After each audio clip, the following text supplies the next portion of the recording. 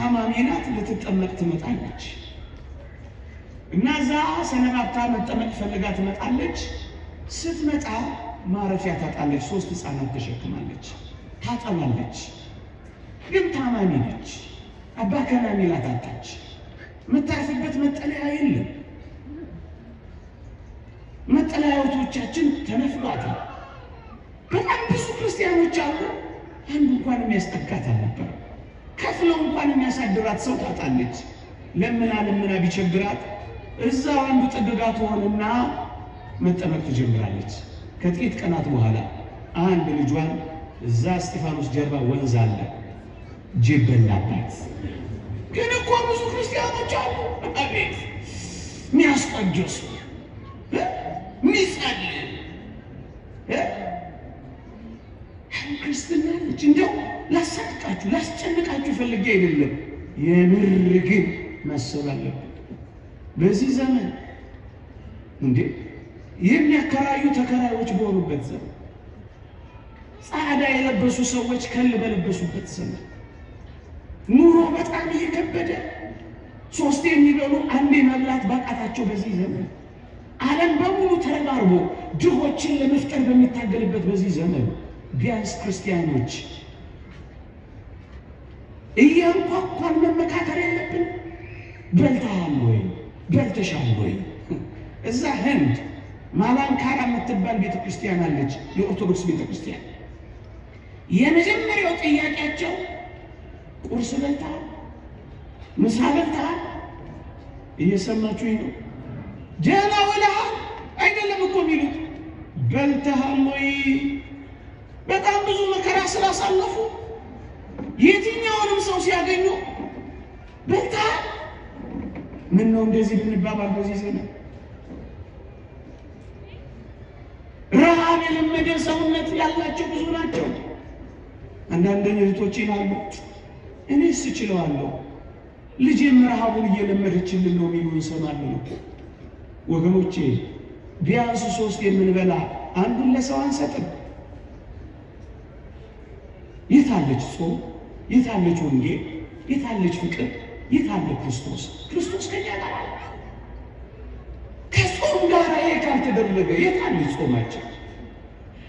የተወደዳችሁ ኦርቶዶክሳውያን፣ ቁም ሳጥናችን በእርግጠኝነት በመቀየሪያ ልብሶች ተጨናንቋል። ይሁን እሺ፣ ጥቂት መቀየሪያ ልብሶች ይሁኑ።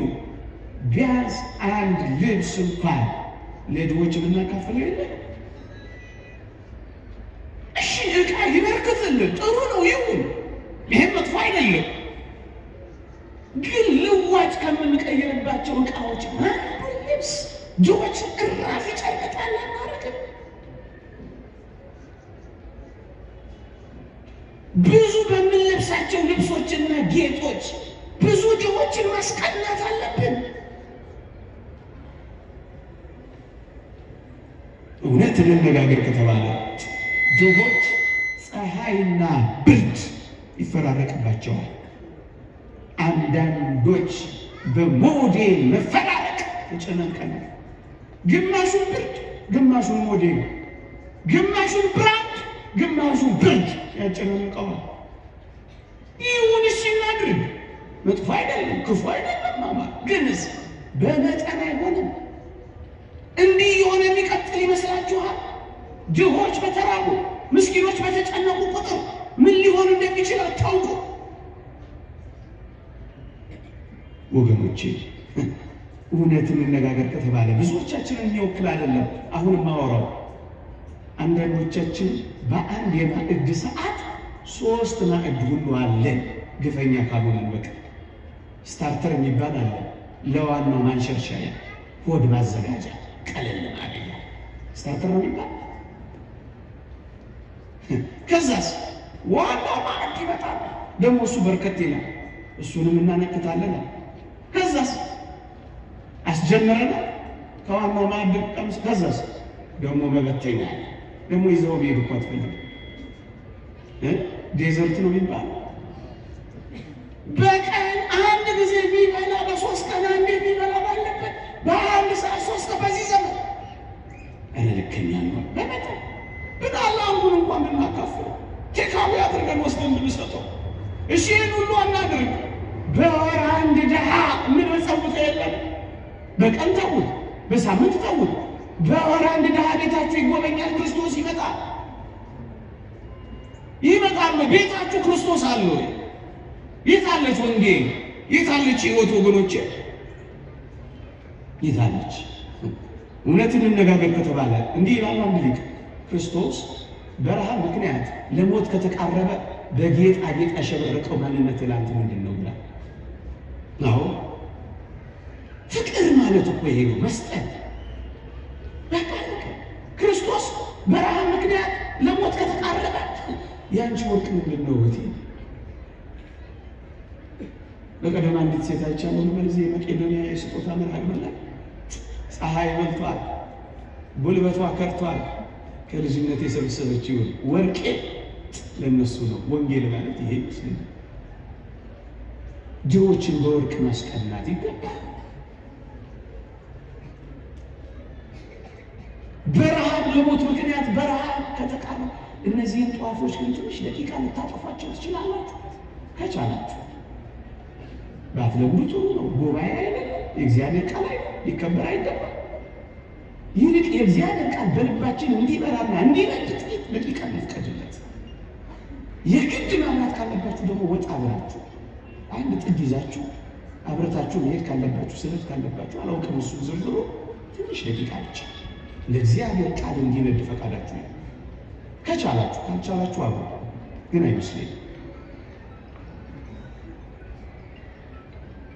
ከቻላችሁ እንዲህ ይላል እግዚአብሔር ቃል አንደኛ ጢሞቴዎስ መልእክት ምዕራፍ 2 ቁጥር 8 እግዚአብሔርን እንፈራለን ለሚሉት ሴቶች እንደሚገባ መልካም በማድረግ እንጂ በሹሩባና በወርቅ ወይም በዕንቁ ወይም ዋጋው እጅግ በከበረ ልብስ አይሸለሙ ይላል መጽሐፍ ቅዱስ። ልድገማው ጮክ ብዬ ላንብበው። እግዚአብሔርን እንፈራለን ለሚሉ ሴቶች እንደሚገባ መልካም በማድረግ እንጂ በሹሩባና በወርቅ ወይም በዕንቁ ወይም ዋጋው እጅግ በከበረ ልብስ አይሸለሙ። ይህ የክርስቲያኖች ጌጥ ምንድን ነው? መልካም ማድረግ፣ እንግዳ መቀበል፣ ድሆችን ማብላት፣ ማጠጣት፣ ማጥገብ። እናንተ እህቶቼ በጣም ውብ መሆን ትፈልጋላችሁ? ድሆችን የሚያበላ ማህበር መስሉት። የጥንቷ ቤተክርስቲያን ምን ታሪክ እንደነበር ታውቃላችሁ? በሳምንት ማለዳ እሁድ ማለት ነው፣ በሰንበት ቅዳሴ ያስቀድሱና ለድሆች ገንዘብ ስብሰባ ይደረግ ነበር። ልድገመው፣ የገንዘብ መዋጮ ነበረ። ለማን የሚከፋፈል? ለድሆች። ቅዱስ ጳውሎስ የቆሮንቶስን ቤተክርስቲያን የገሰጸው ለምን ይመስላችኋል? ይህን መልእክት ጽፍላችሁ የማመሰግናችሁ አይደለም ያለው ለምን ይመስላችኋል? ድሆችን ስለረሳችሁ ነው የሚላቸው። ድሆችን የረሳ ወንጌል ምንድን ነው? ድሆችን የረሳ ሕይወት ምንድን ነው? ይልቁኑ ማጌጥ ማሸብረቅ ከፈለጋችሁ መልካም አድርጉ። በተለይ ባለው ዘመን ይቅርታ አድርጉልኝ፣ በሚመጡትን ዘመናት ምግብ የሚመገቡ ማዕከላት የሉንም። ኦርቶዶክሳውያን ልብ ካላችሁ የምግብ መመገቢያ ማዕከላት ክፈቷል። በጣም ብዙ አይደለም። 10 ሰው ከረሃብ ከታደጋችሁ አይበቃ። አንድ ሰው አንድ ጓደኛ የሚራብ ጓደኛ ካፈራ በቂ። መልካም በማድረግ እንጂ በዕንቁ በወርቅ ብታጌጥ ጥቅም ምንድን ነው የሚለው? ክርስቶስን ታስቀናዋለህ። በዚህ በትሩፋት ታጌጡ ዘንድ እወዳለሁ ነው የሚለው። መልካም በማድረግ ጌጣችሁ፣ ውበታችሁ፣ ጀንግባታችሁ፣ ሽልማታችሁ፣ ማይረጋችሁ መልካም ማድረግ ይሁን። መልካም ማድረግ ይሁን። ይህ እግዚአብሔር ቃል ነው። ምንም የማንሸቃቅጠው ክርስቶስ የሚገኘው በዚህ ውስጥ ነው። አድራሻው ልንገራችሁ፣ የክርስቶስ ስም እዚያ ውስጥ ነው ያለው። ክርስቶስ የሚገኘው እዚህ ውስጥ ነው። በዚህ ዘመን ልባችንን እንክፈት። ግድ የለም እየተወቃቀስን አንክረም። እኛ ብቻ ስራችንን እንስራ። እያንኳኳ በር የተዘጋባቸውን በራቸውን እናናፍስና እናጎርሳቸው እናልብሳቸው። መካፈል ወንጌል መካፈልን አትርሱ ብቻ ነው የምትለው ወገኖች። ለማካፈል ተዘጋጁ። በዚህ ጽኑ ጊዜ ነገ በሚመጡ ከባድ ጊዜ ዓለም በክፋት እየባሰ ነው የሚሄደው። እመኑኝ፣ እኔ ተመኝቼ አይደለም። ማሰራቡን ግን ይቀጥላል አለ። ኑሮ ማክበዱን ግን ይቀጥላል። በእነዚህ ጊዜያት ለመተሳሰብ እንዘጋጅ ለማለት ነው እንዲህ ያለ ትምህርት ማንሳት የፈለኩት። ለነገ እንዘጋጅ። ይሄንን የምናደርገው ግን የምርጭ ስንጨክን ነው። ክርስቶስን አድራሻው ድሆች ጋር ነው። በቃ ይሄንን በአንድ ምሳሌ ማስረዳ የበለጠ ጠቃሚ ነው። በሞቴ ስሙ አባ ቢሾይ በነበረበት ዘመን እግዚአብሔር ለአባ ቢሾይ እንዲህ አለ፣ ለሕዝቡ ንገር፣ በታላቁ ተራራ ላይ ይገለጣሉ፣ ሕዝቡ ሁሉ ያዩኛል፣ እኔ ሕዝቤን እባርካለሁ። አባ ቢሾይ ለሕዝብ ንገር አለው። አባ ቢሾይም ደስ አለው፣ ለሕዝቡም ነገረ። አምላካችን እግዚአብሔር በተራራው ላይ ይታያል፣ በማለዳ ሰንበት ከቅዳሴ በኋላ እዛ እንገናኝ ብሎ አወጀ። ይገርማችኋል ክርስቲያኖች፣ ዕለተ ሰንበት እስኪመጣ ምዕመናን ተቁረጠነጡ፣ ጓጉ። አንዳንዶቹ ቀን አልደርስ አለ፣ ቀንና ሌሊቱን አይናቸው አፍጥጦ እግዚአብሔርን ለማየት ቋመጡ። መጣ ሰንበቱ። ከቅዳሴ በኋላ ሁሉም ወደ ተራራው መግረፍ ጀመረ። ወደ ተራራው ከመሄዳቸው እግርጌ ተራራው ግርጌ ግን አንድ ምስኪን ጉንድሽ ሰው ተቀምጦ ምንም መሄድ መንቀሳቀስ የማይችል ሰው ቁጭ ብሎ ምጽዋት ይጠይቃል። ስጡኝ ይላል፣ አብሉኝ ይላል፣ አጠጡኝ ይላል። ያ ሁሉ ክርስቲያን ክርስቶስን ለማየት ነው የሚፈልገው። ያን ምስኪን ድሃ የሚጠይቀውን ጥያቄ ማንስ ነው? እየሰማችሁ? ሁሉም ወደ ተራራው ይወጣል። ምን ለማድረግ? ለማየት፣ እግዚአብሔርን ለማየት። ድሃው ይማጸናል። ድሆችን የሚሰሙበት ጆሮ ግን የላቸው። ድሆችን የምትሰሙበት ጆሮ አለ? አንዳንዶቻችን መኪናችንን እንዘጋለን። አንዳንዶቻችን በራችን ገርበብ ያለ አይደለም። አንዳንዶቻችን ለጩኸታቸው ትኩረት እንኳን አንሰጥም። ይህ ያለን እንኳን ለምዶብናል። እግዚአብሔር ይስጥ ብለን ነው የምናሰናብተው። እየቻል ወሬ እንዳይቋረጥ ብለን የነፈግናቸው ድሆች ስንት ይሆኑ? አቤት ክርስቶስን እንደ ነገሩ ማባረር ያሳዝን።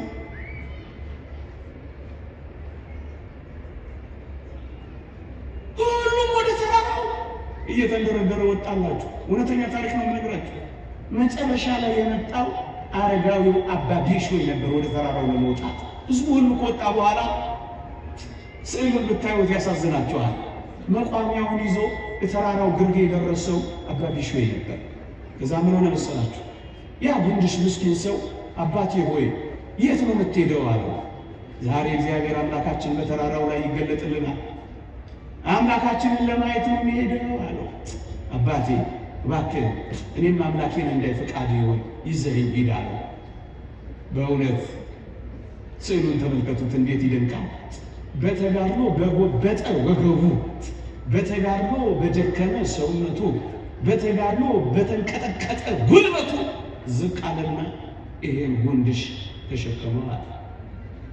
ስዕሉን ይዩት፣ እንዴት ያሳዝናል! ከዛስ ተራራውን ተጋፈጠዋል።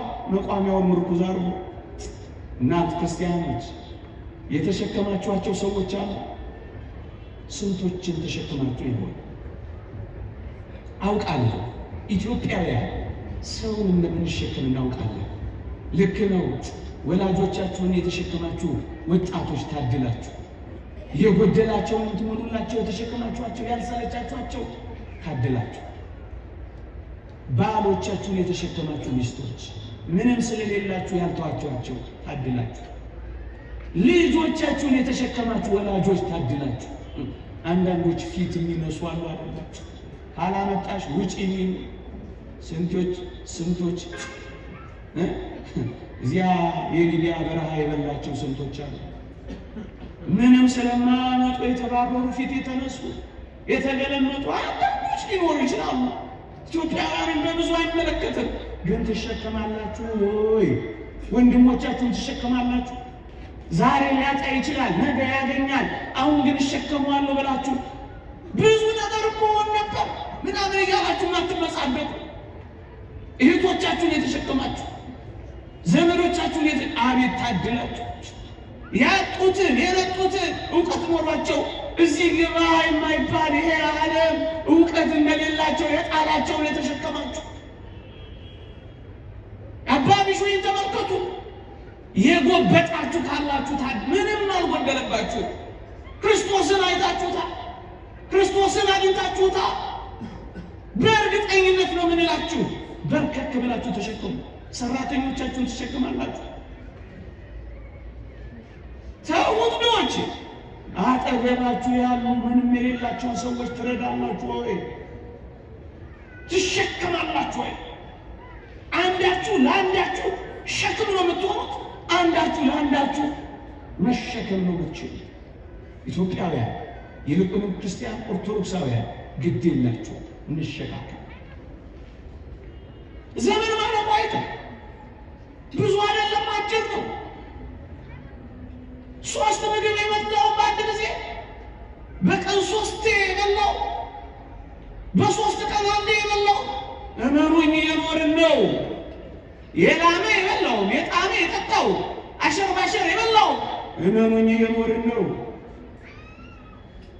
ምንም ለውጥ የለው። ሁሉም ይረሳል። አሻራው ጥሎ እንደማል መርከብ ነው። በጣም ይረሳል። ቅድም የበላችሁ ጣፋጭ ነገር ትዝታው እንኳን ይረሳል። እናንተ አጭር ነው። በጣም በጣም አጭር ነው።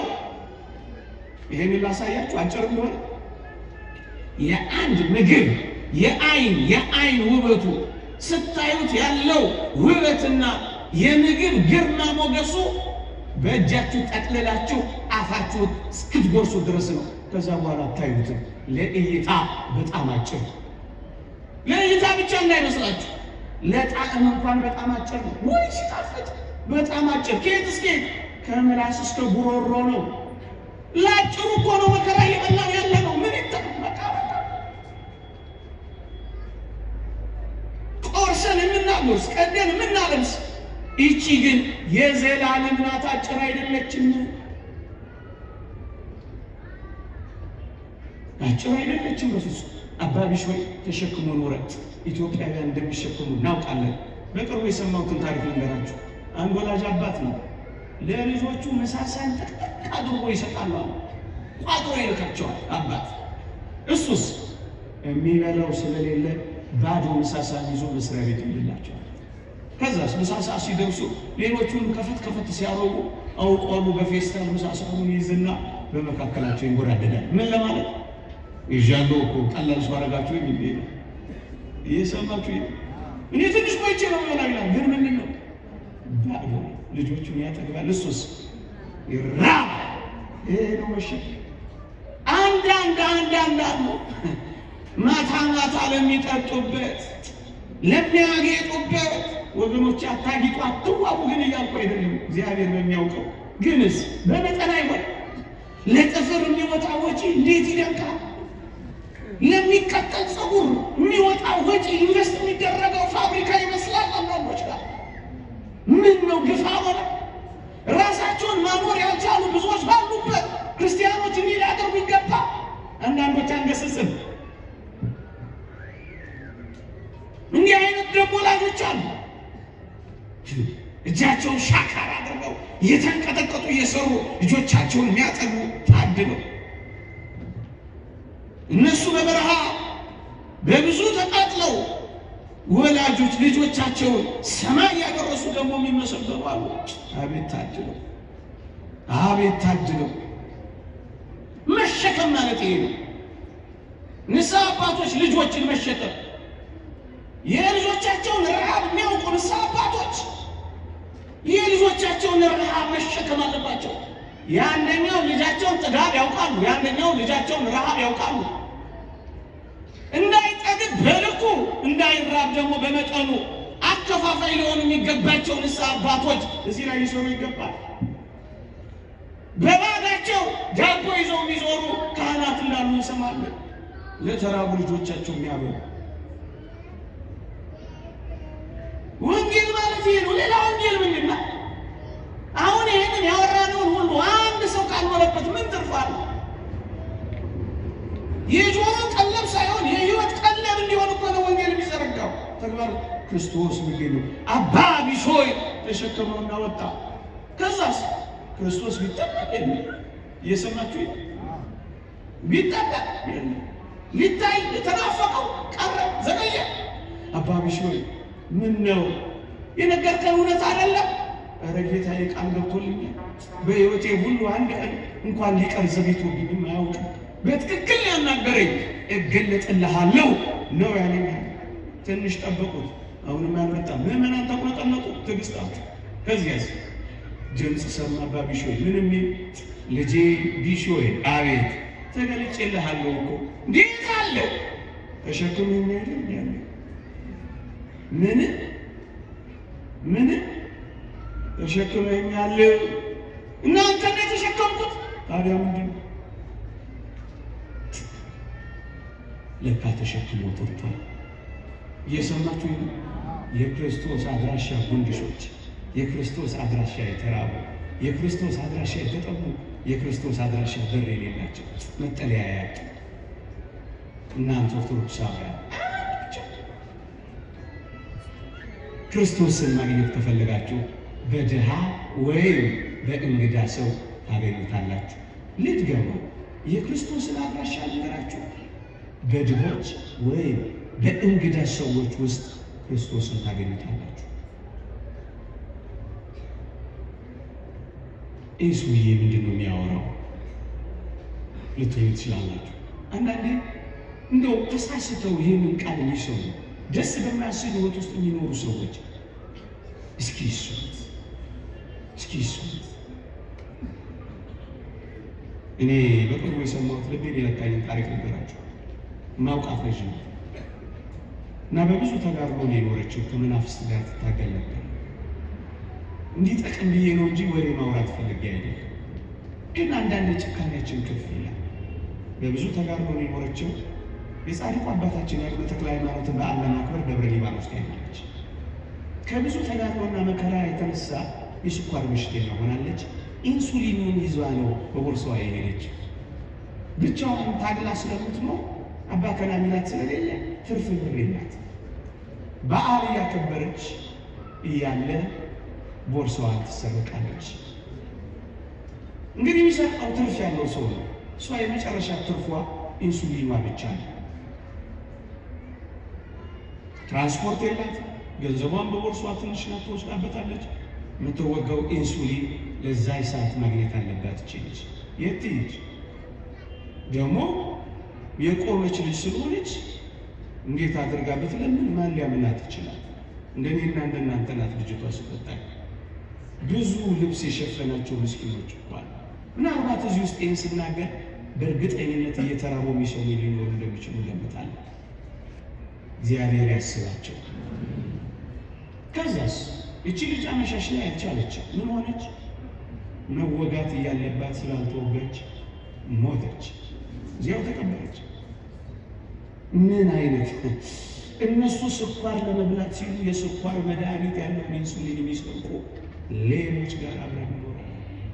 ለቅምጥልነታቸው ሲሉ ልጆቻቸውን የሚያሳቅቁ በጣም ብዙ ቅምጥል ወላጆች አሉ።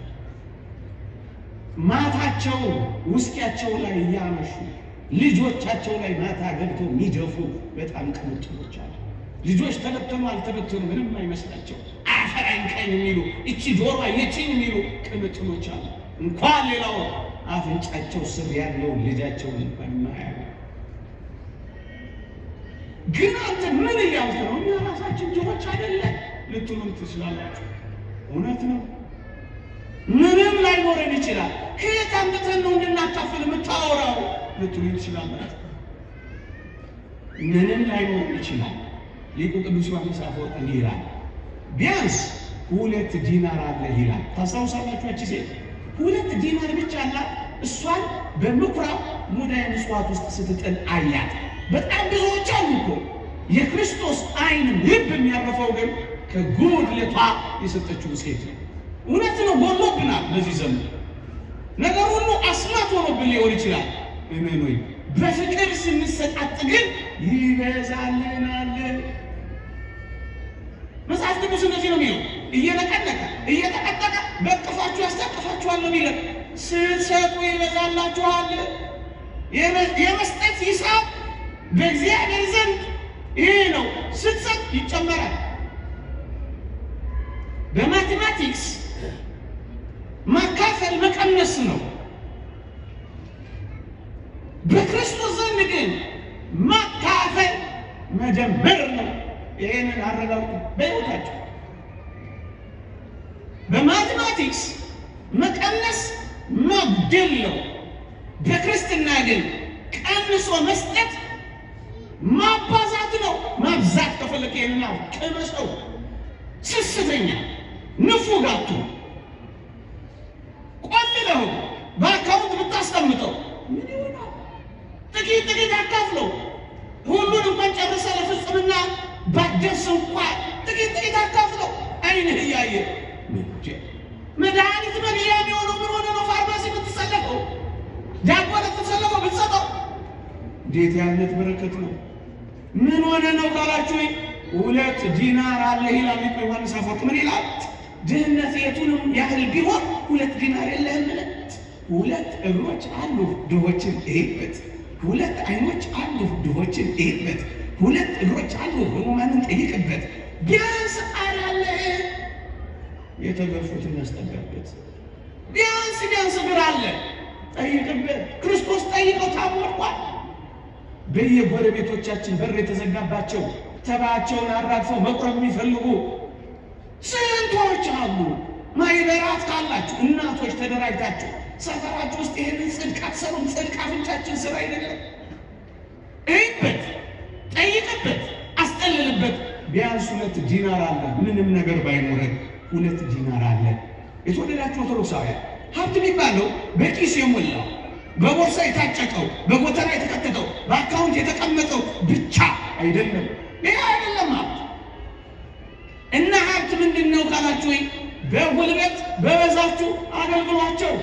ምንም የለ ተላላካቸው፣ ጉዳይ አስፈጽምላቸው፣ ቤት አስጅላቸው፣ ልብስ ቀቢላቸው። ጽድቅ ይሄ ነው። ቅድስና ይሄ ነው። ተጋድሎ ይሄ ነው። ምናኔም ይሆንሻል ይሄ ነው። ወገኖች ቤት ሞልቷቸው ሰው የራባቸው ስንት ናቸው? ይህን አታውቁ? ሰው የናፈቃቸዋል። መብል ሞልቷቸው ፍቅር የራባቸው አሉ። ፍቅር ስጧቸው፣ አዳምጧቸው። እፊን ጥሬ ሞልቷቸው አስታዋሽ ልብ የተነፈቃቸው ስንት ናቸው? ጆሮና ልብ ስጧቸው። ምጽዋት እኮ ይህን ነው። ስንቶች የሚያዳምጣቸው የሚተነፍሱበት አጥተው፣ ስንቶች ተሸኝቷል፣ ስንቶች ደም ብዛት፣ ስንቶች ስኳር፣ ስንቶች ተንጠልጥለዋል፣ ስንቶች መልስ ጠጥተዋል፣ ስንቶች ተስፋ ቆርጠዋል። ይታከማሉ ስትሰሟቸው። ገንዘብ ኖሯቸው ጆሮ ለተነፈጋቸው ጆሮ ሆኗቸው፣ ሐዘን ሰብሯቸው የልጅ ሐዘን፣ የማጣት ሐዘን ሰብሯቸው ጥቂት ማስታወስ ከሰጠናቸው፣ እውቀት ያላቸው ብር የሌላቸው የድሆችን ልጆች አስጠኑበት፣ ቱቶር ስሩበት፣ በሳምንት 1 ሰዓት አስጠናበት። ምጽዋት ነው፣ ስጣቸው። እስኪ ጠይቃቸው። ዮሐንስ አፈወርቅ የሚጠይቀውን ነው። ተአምራት ማድረግ ይበልጣል ወይስ ምጽዋት መስጠት ይበልጣል ብዬ ብጠይቃቸው እርግጠኛ ነኝ ብዙዎቻችን የምንናፍቀው ተአምራት ማድረግን ወይም የእግዚአብሔርን ቃል መስበክን ነው። እጅግ የሚበልጠው የእግዚአብሔር ጸጋ ግን ምን እንደሆነ ታውቃላችሁ? ስጦታ መስጠት ነው፣ ምጽዋት መስጠት ነው። ትልቁን ጸጋ ነው ዛሬ የምናወራው። ትልቁን ወንጌል ለምን መሰላችሁ? ሲያስተምር ተአምራት ስታደርግ አንተ ለእግዚአብሔር ትበደራለህ ይላል። ምጽዋት ስትመጸሙ፣ ስጦታ ስትሰጥ ግን አንተ ለእግዚአብሔር አበዳሪው ነህ ይላል። ታዲያ ማን ይበልጣል? አበዳሪ ተበዳሪ? በቃ ከጸጋ ወደ ጸጋ ከኃይል ወደ ኃይል ያሸጋግራችኋል። ምክንያቱም እንዲህ ስለሆነ አለ ቢያንስ እግር አለ፣ ቢያንስ ዓይን አለ፣ ቢያንስ ጣር አለ፣ ቢያንስ ጉልበት አለ፣ ቢያንስ ወዝ አለ፣ ቢያንስ የምንሰራው ጥቂት ነገር አለ። የለንም እንዳትሉ። ደግሞ ብዙዎቹ የሚፈልጉት ፍቅር ነው ታውቃላችሁ። ያጠግባቸዋል፣ አስታዋሽ ያጠግባቸዋል። ከሁሉ በላይ የሚሰብራቸው የሚበሉት የሚጠጡት መጠጣቸው አይደለም። ፊት ማዞራችን፣ መስኮት መዝጋታችን፣ ሽታቸውን መጥላታችን፣ አባከና ለማለታችን እሱ ይሰራቸዋል። ክርስቶስን እንደዚህ አናደርገው። ሀብት ካለስ አሁን ምንም ነገር የለንም ለምንል የነገርኳቸው የሆነ ነገር ካለስ የሆነ ነገር እግዚአብሔር በሀብት ላይ ከሾመስ እግዚአብሔር ጥቂት ነገር ከሰጠሽስ እንዲህ በሉ ይላሉ ሊቃውንት። በሀብት ላይ እግዚአብሔር የሾመኝ እኔ እንዳከፋፍልለት ነው። አከፋፋዮች እደግመዋለሁ፣ የክርስቶስን ገንዘቦች ሁሉ ለእኔና ለእናንተ ጭርስ አድርገን እንድንወስድ አይደለም፣ እንድናከፋፍል ነው እግዚአብሔር ይሰጥ።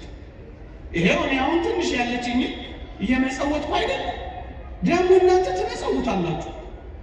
እግዚአብሔር ሁሌ ይሰጠን የለ ካለ ሁሌ ትሰጣለን። ዛሬም ነገር እግዚአብሔር ዛሬም ነገም እየሰጠህ አይደለም። ፀሐይን በቀን ጨረቃን በሌሊት ውሆችን ነፋሳትን ሁል ጊዜ እያበላ ሁል ጊዜ እየሰጠህ አይደል እንዴ? አንተም እንደ እግዚአብሔር እንድትሆን ሁል ጊዜ እንደውም ከፍ እናደርገው ሀሳቡ። የኔ የምንለው ነገር እንኳን ምድር ላይ የኔ የምንለው የብቻችን ነገር እንኳን የለም። እዩ ፀሐይ ታላላቅ ጸጋዎችን ፀሐይን የኔ የሚላት ማለት ነው። ጨረቃንስ የኔ ልትሏት ትችላላችሁ፣ የኔ አይደለች። የምር ክርስቲያን መሆን ስትፈልጉ ያላችሁ ሀብት የጋራችን ይሆናል፣ የሁላችን። ያንተ ኪስ የኔም ይሆናል። ረሃቤን ታስታግስልኛለህ፣ ጥሜን ታረካልኛለህ፣ መንገላታቴን ታስቆምልኛለህ፣ እራፊ ጨርቅ ትጥልልኛለህ። ብዙ አይደለም፣ የጋራችን ይሆናል። ታላላቅ ጸጋዎችን የኛ የምንል ከሆነ ታናናሾቹ የኛ ማድረግ ላይ ነው የምንሰራው። ወገኖቼ እንዲህ ምን ይላል ማር ይስሐቅ፣ እንደውም ግሩም ቃል ይናገራል። በዝናብ ያበቀለው በፀሐይ ያበሰለው የእግዚአብሔር ገንዘብ ነው ብለህ በትህትና መስኮተው ይላል። የኔ አይደለም የማን ነው? እንዳልተቀበለ ሰው የምትመካው አንተ ማን ነው ይላል ክቡር የሚሆን ሐዋርያ ጳውሎስ። ብዙዎቻችን ኩሮችና ተመኪዎች ሆነ የሆነ ነገር ስለሰጠን እግዚአብሔር ባለቤቱን ሁሉ ረሳ። የእግዚአብሔር ቃል እንዲህ ይላል፣ በልብስ ጌጥ አትታበይ፣ በከበርክበትም ወራት ራስን አታኩራ ይላል። ትዕቢተኞች ሆን ስናገኝ፣ ኩሮች ሆን፣ ተመጻዳቂዎች ሆን፣ ሌላ ድግር ራሳችንን ፈጠር። መድኃኒት የሚገዛላቸው ያጡ ስንት ናቸው?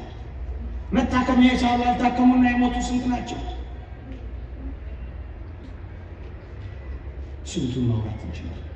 የሚፈታ ችግር የተወሳሰበባቸው ስንት ናቸው? ገንዘብ ብዙ እንዲሰራ ነበር የተሰጠው፣ ግን ለራሳችን ብቻ አጠራቀሙ። ሶስተኛ የመጨረሻው ምክሬ ነው ለዚች ምሽት፣ ሀብትህን በጣም ትፈልገዋለህ፣ ንብረትህን በጣም ትወደዋለህ፣ ገንዘብን በጣም ትወዳለህ። እንግዲያውስ አንድ ምክር ልምከርህ ይላል አንድ ሊቅ። እኔ ገንዘብን በጣም የምትወዱ እጃችሁን አውጡ ብላችሁ ደስ ይለኝ ነበር፣ ግን አንዳንዶቻችሁ ያው ሞባይል ስለሆነ ቤተክርስቲያን ስለሆነ አትወዱም ማለት አትወዱም። ለምን ልፈትናችሁ እጅ አውጡ ብዬ ምን በወጣኝ እናንተን ፈተና ልፈትን? የፈተና ጣቢያ ላረገው መቼም ጥያቄ ጠይቅ፣ ግን ምክሩን ብቻ እናስተላልፍ። የሊቃውንቱ ምን ይላሉ? ገንዘብህን በጣም ከወደድከው ሀብትህን በጣም ከፈለግከው ይላሉ በድሆች ሆድ ውስጥ አድርግና ወደ ሰማይ ላከው። የሰማችሁ ወዴት ላከው? በጣም የምትወዱት ከሆነ የድሆችን ከርስ መባ አድርጎ የሚቀበላት ስጦታ መባ ምጽዋት ናትና በድሆች ሆድ ውስጥ ወደ እግዚአብሔር ወደ ሰማይ ላከው። በጣም ትወዱታላችሁ አታችሁ?